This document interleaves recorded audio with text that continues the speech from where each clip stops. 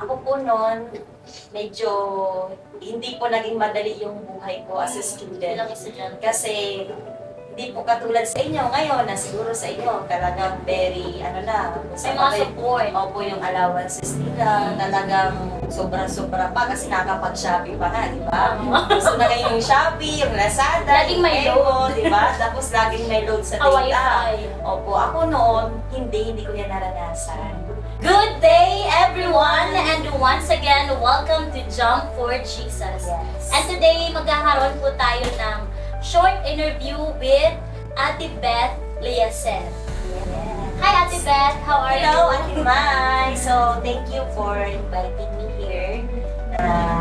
It's a big opportunity para po sa akin na maging isa po sa mag-share ng testimony ng buhay ko, yung experience ng buhay ko, lalo na sa inyo, na makarinig mo po yung buhay ko.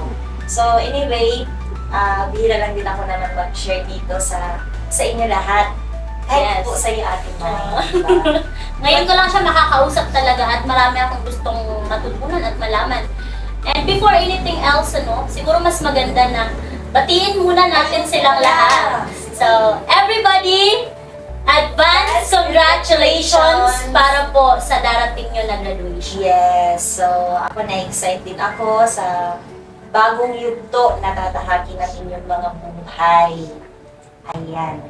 So before po siguro akong mag-share ng aking live testimony, siguro magpapakilala muna po ako sa inyo, no? So ako po pala si Just Call Me Ate Lilibeth and Pinida Liacer. So Liacer na po ako ngayon kasi may asawa na po ako. At yung po si Pastor William, sa mga nakakilala po sa kanya. Ayan, so ngayon, nandito ako ngayon para mag-share sa inyo. Magpatotoo. Magpatotoo ng kung paano ko narating ngayon ang buhay ko. Yes. So, bago po ang lahat, kasi ang mga nanonood sa atin ngayon, I'm sure, ay mga graduating students, they're students, high school, college, or baka may mga master's degrees dyan. So, ang ating tanong po ay, saan ka ba, Ate Beth, nag-high school at nag-college? And how is your life as a student way back then? Sige po. Thank you, Ate Mai. So, ako po, nag-high school ako sa Uson, yan. Uson National High School. Kaya sa mga taga-Uson po na nanonood ngayon ng videos ko. Kaway-kaway. So, congratulations po sa inyo lahat. Lalo na mag-graduate na pala kayo ngayon. So, malapit na, di ba? Next week na. Next week na yung graduation. So, dyan po ako nag-high school, nag-graduate. So, very proud po ako na dyan din ako nagtapos. Ayan, kahit alam niyo po nung high school ako, nilalakad ko lang yan mula sa bahay namin. mo, hanggang sa school. Mahaba din, mga ilang kilometers din yan. Pero nilalakad ko lang. Exercise. Doon ako na-train na maglakad ng maglakad. Kaya tumibay yung mga paa Parang ko. yung jogging na. Yan. And then, ng college naman ako, Ate Mai. Sa Osmeña po ako nagtapos. Osmeña College. So, year 2016 po ako nag-graduate.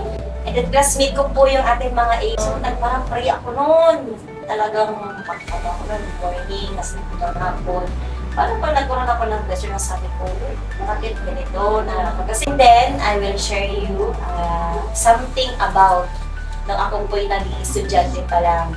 So, ako po noon, medyo hindi po naging madali yung buhay ko as a student. Bilang estudyante. Kasi hindi po katulad sa inyo ngayon na siguro sa inyo talagang very, May mga support. Opo, yung allowances nila, talagang sobra-sobra pa kasi nakapag-Shopee pa nga, di ba? Gusto na ngayon yung Shopee, yung Lazada, Laging may yung load. di ba? Tapos laging may load sa data. Wi-Fi. Opo, ako noon, hindi ko yan naranasan. Talagang estudyante pa lang ako, namulat na ako or na-practice na ako na yung tumayo sa sarili mong paa. Na hindi naman yung totally talaga na sinabi na hindi nag-support ng parents. So, nandun yung pag-support nila. Kaya lang, hindi siya totally talaga yung bang lahat is kaya ibigay. So, yung ginagawa ko noon, nung college ako, yun po, nag-join ako sa Avon. Yun. Nag-negosyo? Nag-negosyo ako na ng Avon. Iniikat ako yan sa mga teachers, classmate ko. Papa-order. Kahit sila Pastor Rapi, pinapa-order ko yan sila sa Avon. Ayan. Ayan. Wala naman kasi marami silang pera. anyway, tapos yun po, no. And then yung kasi yung mama ko kasi yung hanap buhay ng parents ko is karmigado. Gumagawa ng karmigado, tapos nagigit na ganun. So yung ginagawa ko noon, nagtitinda ako nun sa school. Mga meron ako ng mga 15 pesos na na parang sa akin din na share. Yung 35 pesos kay mama, tapos yung 15 sa akin naman. So, pinagtsatsagaan ko yan sa isang araw, siguro nakaka-20 ako ng putos. Yung 20 times 15 Opo, sa'yo na yun, yun. sa akin na yun. So, dagdag ko na yung allowance. May idea na Kaya, ako. maganda din naman yung talagang wala ako nung hiya. Kahit ngayon. I'm so proud kasi Yes. doon ako mas lalo baga nagkaroon ng tapang na sa lahat ng hapon ng aking buhay. Parang naging independent ako. Dependent po. Opo, yun, ganun. Kaya nga sa lahat ng mga estudyante ngayon, minsan, pag yung parang may mga times, sometimes nahihiya sila na magtinda din sa kanilang school. Huwag po kayo mahihiya kasi that time kasi hindi ko din alam na meron pala principal ng sa high school, sa Guzmeña, na hindi ko lang alam pala, na-share lang din na naging proud din pala siya sa akin na bakit yung estudyante yun? Ngayon ako nakikita ng gano'n, na estudyante nagtitinda ng karulado, pumupunta sa mga rooms para magtinda, gano'n. So I'm sure na nung nag-aaral ka ay nakilala mo ng si Lord, tama? At ngayon po, para sa kaalaman ng lahat, si Ate Beth po ay isang pastor's wife, no?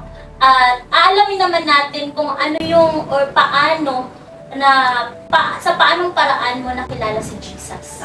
Sige po, Ate Beth. Sige. So, yan nga po. Magka-classmate po kami nila, Pastor William, Pastor Rafi, Pastor Chen, at Pastor Jackie. So, ngayon, tapos si Ate Aiza Trio, yun po. So, nagsishare sila sa akin about the Word of God. So, ako kasi is very devoted po ako sa aking religion. Sa dating, Catholic yan, ganun din po yung parents ko. Very devoted talaga kami. So, ako sabi ko sa kanila, parang lang ako, hindi ko lang sila nakikisabay lang. Pero wala kang plano. Okay. Wala lang, parang nakikisama lang sa kanila kasi nga, mga classmate ko sila, ganyan. Tapos, nakikinig lang din naman ako, sabi ko, okay lang din naman yung Word of God, yung salita ba lang kami, kasi Biblia din naman. Pero sa isip-isip ko, hindi ako nilipat dyan, hindi ako kasi dito talaga ako. Parang you think about religion. Opo, yung parang ganon. Hindi talaga sila naging, Hindi tumigil. Hindi talaga tumigil. Tuloy-tuloy ng pakulit. Hindi dumating din ang point nun, na ako din, nung time na nakapag-attend ako ng Jump for Jesus. Ganito. Opo, yung ganito, Jump for Jesus. That time, hindi pa po ito yung church. Doon pa sa Medina. Nasa Medina. Opo, tapos pag-attend ko, sabi ko parang tinamaan pa ako. Parang tinamaan ako ng word, tinamaan ako ng... May naramdaman kang Opo, meron talaga. Sabi ko, bakit parang may parang ako yung tinamaan? Alam Parang ba ikaw yung buhay ko? pinatatamaan. Oo, parang sabi ko, bakit ano yung buhay ko? Oo. Baka alam niyo yung ganun. Tapos, wala lang, hanggang sa, kasi that time may mga drama pa, no? Sa drama, presentation. opo, meron din yung mga drama-drama, Film kaya, showing. doon din ako, na parang, nagkaroon ako ng pagbalik ulit, kasi nga doon sa mga drama, basta, nagagaling nila, para silang mga totoong aktor at actress Ang talaga. dami naman ng artista sa Christ Yes. Church. Opo, kaya doon din ako na magbalik ulit. Tapos nung time na walang drama, sabi ko, mas gusto ko yung may drama. Gusto mo laging may drama. Kahit Sunday worship may drama. Opo. Pero nung Sunday, hanggang nung nagdating na sa din na invite ulit ako magsimba. Sabi ko, parang nagdadalawang isip ako. Kasi gusto yung Friday lang Pero talagang may talaga na mag-church. So nag-church ako ng Sunday. Yun, si Pastor Ruben, nag-preach siya. Talagang may impact talaga yung word niya na sa akin. Sabi ko, sabi ko na feel ko talaga yung presence ni Lord. Kasi ako, marami din naman ako na na-attenda ng mga churches. Dito sa Masbate. Opo, doon din sa Uson. Pero iba yung Christ Victory Church. Talagang feel mo yung presence ni Lord. Yes, yun na, nagbalik na ako, nagbalik ako. Tuloy-tuloy na. Opo, nagtuloy-tuloy na. Tapos yung mga classmate ko nag-Bible studies sila sa school. So, nag-join na din ako. Nag-join na ako sa Bible study ko pag sa school. So, hanggang sa yun na nga, hindi na ako nag-stop. Basta pag nung start na nakilala ko si Lord, hindi ako yung tipo na nag-backslide. Yes. Hindi ako yung So, tipo na... ibig sabihin na kilala mo si Lord, college student ka. Opo. Anak ko nun, mag-4th year college. Parang mag-graduate Opo, mag-graduate din. Parang katulad niyo din. Mag-graduate na Wow. din kayo. So, ibig sabihin, bago ka pala talaga nakapasok sa mundo ng pagtatrabaho, ay may Jesus ka na sa buhay mo. Wow. Ang ganda niya. Pero may tanong lang din ako, Ate Beth. How did you balance your life as a student, as a daughter, and as a servant of God, or as a follower of Christ? Paano mo yun napagsabay-sabay ng walang naiiwan at walang napapabayaan na area? Actually, ako po, yan nga po. So, mag-4th year college ako nang makilala ko sila. Medyo busy na yan. Opo, medyo busy na kasi yung mga graduating na. Graduating student. At saka ano ko noon, isa din po sa naging blessing din nung ako pinakilala sa Lord. Kasi nung magpo-4th year na din ako, dun pa ako nakuha sa scholarship. Wow. Kaya nung nakilala ko sa Lord, parang, may bonus May talaga. blessing may agad. blessing talaga agad, gano'n. Praise. Kasi nakuha ko na sa scholarship, 2 scholarship ko na pasukan ko noon. At that time, malaki yung balance ko pa sa school. Isa yung sa iniisip ko, sabi ko, alam, paano ko ba? Kasi ang hirap graduate pag marami ka pang malaki pa yung balance mo, hindi makukuha yung POR. Hindi ka makapag-exam sa board exam gano'n. So, yun nga, na sabi ko, paano ko ba ito mababawasan? Kasi sabi ko nga po pala sa inyo, hindi po mayaman yung parents ko. So, ako din, kasi kilala ko yung parents ko, hindi ko na sila pinilit. Hindi ko din sila pipilitin na sabihin ko na, Mama, kailangan bayaran ko agad yung tuition ko bago ako mag-graduate. Hindi ko na ba sila pinilit na gano'n. Nag-pray din ako sa Lord, sabi ko, Lord, tulungan mo ako, paano ko ba makuha agad yung PR ko after ko mag-graduate, gano'n. Na wala akong magiging balance. May that time nakapasok ako sa Chef Scholar. At saka nakapasok din ako sa province. Yung sa province na scholarship kay governor. Gano'n. So madaming blessing talaga na dumating noon. Tapos, yun nga, paano ko ba siya nababalance? So, lahat ng kahit may mga ginagawa ko like exam, bago ako na nag-exam, syempre mag-pray ka muna. Sabi ko, Lord, Alam mo na kung kanino ka lalapit. yes, alam ko na talaga. Kahit yung pag-apply ko ng scholarship, Ah. talagang kay Lord ako, sabi ko, Lord, tulungan mo ako na makapasok ako sa scholarship, ganyan. Lahat ng ginagawa ko, kay Lord Kinukonsulta mo na kay Lord. Lumalapit kay Lord. Kahit yung pag-apply ko sa, ganyan, scholarship, Lord, tulungan mo ako, ganyan. Of course, we speak about blessings in your study, in your career. Pero, maaari ba naming malaman kung ano yung mga struggles in life na hindi mo makakalimutan? Bilang isang follower ni Lord, syempre hindi naman sa lahat ng pagkakataon ay maganda yung nangyayari sa buhay natin. Pero ang sigurado lang ay kasama natin si Lord. Pero ano yung pinaka hindi mo talaga makalimutan na struggles in life? Sa akin kasi noon is dumating ko yung point na yung parents ko rin is ayaw nila ako mag-church sa Christ Victory Church, sa Christian born again. Kasi, yun nga, devoted kami na Catholic. So, ayaw talaga nila. Kasi yung sinasabi lang dito na binubautismuhan. So, doon na din dapat mamatay. Parang ganun ba? Saan ka binautismuhan? Doon na ka na. Dapat isa lang yung religion mo, gano'n. So, naging struggle ko din yan kasi sabi ko nga, doon ko na talaga na-feel yung pag-change sa buhay ko. Nabitago ako ng Lord dito sa Christ Victory Church. Alam mo sa sarili mo. Opo, nagtinago talaga ako. Unti-unti nawawala na yung the way yung mga hindi naman talaga ako totally nagmumura. Kasi may mga attitude ako na pangit, gano'n, nawala yun. Tapos nakita doon yun ng parents ko. So, nag-try si mama din mag-church. Hanggang sa siya din pala, sabi niya, bakit alam ng pastor na yun, di ba? Kasi, siyempre, nakatago din naman yung damit yung dress, di ba, sa tongka. Kaya, sa huwag nating pilitin yung parents natin na, Mama, bilhin mo ako ng bago. Dapat, natin, kung ano yun lang yung kaya ng parents natin, makontento lang Sa tayo. kung ano yung Huwag natin kayang silang ibigay. pilitin kasi hindi natin lang nahihirapan na pala sila. At most importantly, sa narinig ko po sa testimony ni Ate Beth, isa sa pinakapunto niya ay napakasarap pong graduate na kilala mo si Jesus. Yes. At matanggap mo si Jesus sa buhay mo. Makikita niyo naman ngayon, isa na siyang police woman, pero ang pinakamaganda pa ngayon, asawa siya ng pastor. Yes. No, at may isa na silang anak at May plus Ganyan. 1 pa. May plus 1. Ay, ano, Fergie.